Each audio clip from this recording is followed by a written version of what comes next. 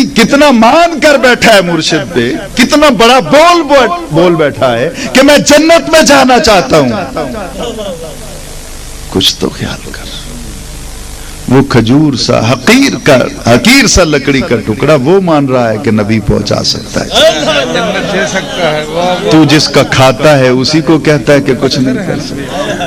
اب ذرا غور کیجئے گا، حضور والا مان گیا، اس نے کہا مجھے جنت میں تو جنت ہے وہاں۔ اب سرکار کہتے ٹھہر جا، جبرائیل آئے گا، میرے صحابہ اس کے کاندھوں پہ رکھ دیں گے، لے جائے گا۔ لیکن ایسا نہیں کیا، کسی روایت میں نہیں۔ سرکار جہاں کھڑے تھے آپ نے صحابہ سے کہا بیلچے لاؤ، گدالے لاؤ، یہ جو بھی اوزار تھے اس وقت گڑھا کھودنے کے، وہ لے آؤ۔ سرکار ہٹ گئے، نشان لگا دیا، یہاں گڑھا کھود کے اس کو دفن کر دو۔ کسی ایک صحابی کا اعتراض ثابت کرو، میرا قتل معاف ہے۔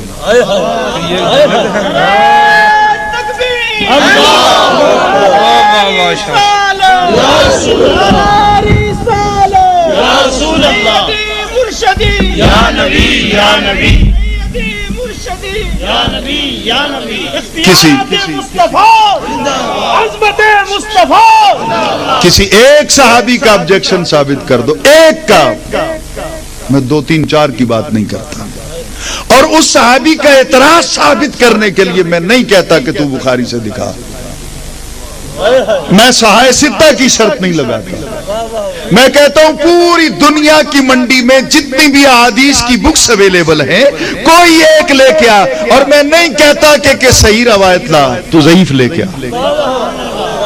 میں صحیح کی شرط بھی اٹھا لیتا ہوں، جا کوئی مجہول موصول روایت لے کے آ، کوئی گھڑی ہوئی روایت لے کے آ کہ صحابی نے کہا حضور جنت تو وہاں ہے، آپ یہاں دفن کروانا چاہتے ہیں۔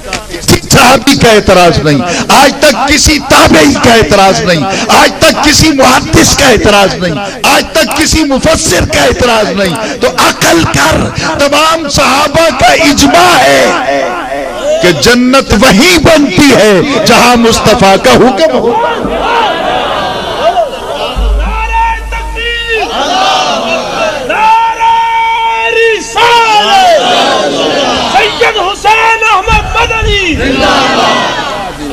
اب حضور بات کو غور سے سنیے گا، وہاں گڑھا کھودا گیا، اس کو دفن کر دیا گیا، وہ جنت میں پہنچ گیا۔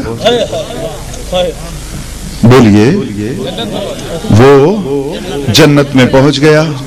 اب ذرا جو میں نے اس پہ بات لکھی ہے، آج علماء بیٹھے ہیں تو چلو ان کے سامنے بھی ہو سکتا ہے اس میں کوئی میری نالائقی ہو تو اصلاح کر دیں گے۔ میں نے اس پہ کلام کرتے ہوئے یہ لکھا ہے کہ اس سے ایک مسئلہ یہ ثابت ہوتا ہے، سرکار نے اپنے قدموں والی جگہ بھی اس کو دفن کر دیا۔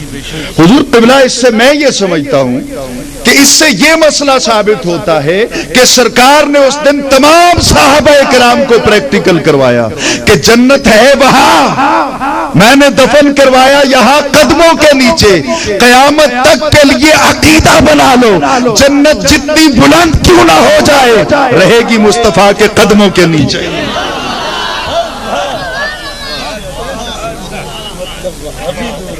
سرکار کے قدموں سے بلند نہیں ہو سکتی، سرکار کے قدموں سے اونچی نہیں جا سکتی، رہے گی سرکار کے قدموں کے نیچے۔ وہ غالباً شاید میں نے کہیں یہ بات کی کہ بخاری شریف کے اندر حدیث ہے کہ 5 یا 8 قسم کے لوگ ہوں گے جن کو قیامت والے دن اللہ تعالیٰ اپنے سائے میں یا عرش اعظم کے سائے میں کھڑا کرے گا، تو عرش اعظم تو سرکار کے قدموں کے نیچے ہوگا، تو عرش قدموں کے نیچے، جنت قدموں کے نیچے، اور شب معراج تو کچھ رہا نہیں جو قدموں کے نیچے نہ آیا، سب کچھ تو سرکار کے قدموں کے نیچے آ گیا۔ تو اب غور کیجئے گا حضور والا، جو بات کرنی تھی وہ تو پیچھے رہ گئی، روح نہ ہو،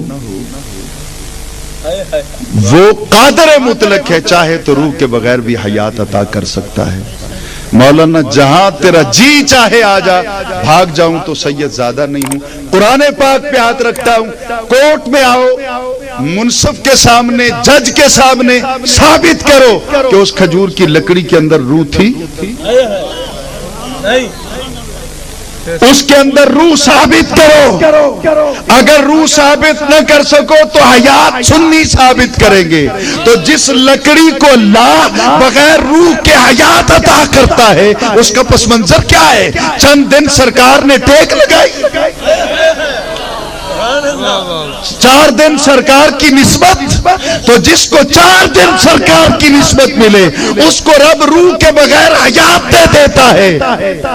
جس کی نسبت سے روح کے بغیر حیات ملتی ہے اس کو مزار میں روح کے بغیر حیات نہیں مل سکتی.